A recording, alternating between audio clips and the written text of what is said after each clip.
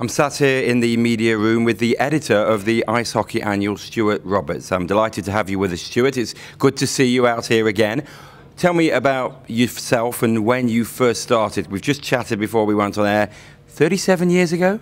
The Ice Hockey Annual came out 37 years ago, but I went to the World Championships even before the annual. I went 40 years ago in 1973. That was in all over Holland, all over the Netherlands. There were about 5 different rinks we had to traipse round to.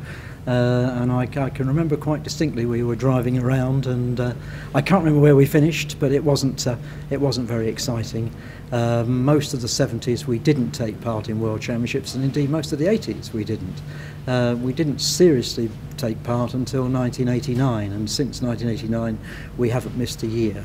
I have, but the team hasn't.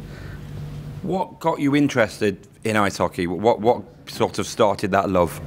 Well, my hometown Brighton had a team back in before the war, from 1935 to 1965, and I first watched ice hockey down there. I used to go skating there as well throughout my teens, and all my friends used to go to the ice hockey on a Sunday night, as it was then. So off I went, and just loved the game from that moment on. I only saw a couple of seasons, but I was hooked. So 40 years ago, can you, in brief, give me some highlights? No. There must be a standout year, no? From 1973, since 73, of course, yes. As I say, 1989 was the first year, and I remember we took an all-British team, excuse me, under Terry Matthews, who was one of our great players, who became a coach, and we went out there and we didn't do very well. As I recall, we lost to Belgium, and we ended up 3rd. And of course we had, because that was Pool D in those days, they had A, B, C and D. That was the lowest group possible. So we had expected to get straight up into C. We had to qualify at the bottom. So change of coach the next year was Alex Dampier, who I'm sure many people will remember, and he got us out of Pool C, he got us out of Pool B and into Pool A. By 1994 we were in Pool A.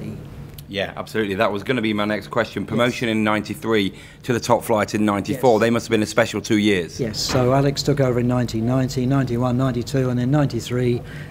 We hadn't gone to Eindhoven with any great expectation, but we won the first game against Poland, and that was probably the first really memorable game I remember seeing.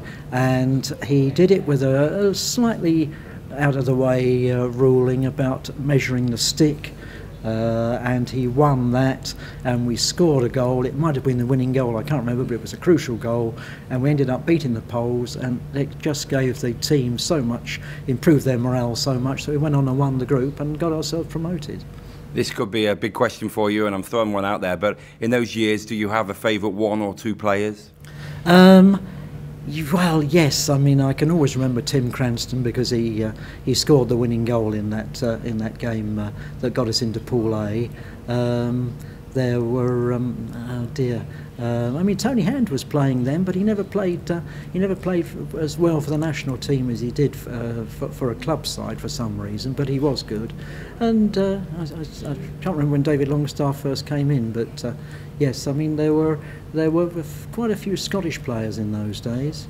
But forgive me, but nobody stands out particularly, because it was a good team.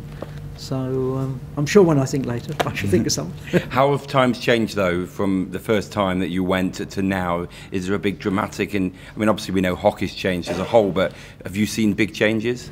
Well, I've seen big changes, not from then to now, because, well, as I say, when we started off in 89 it was an all-British team, and we got an all-British team now. But between times, of course, we've had a lot of dual nationals.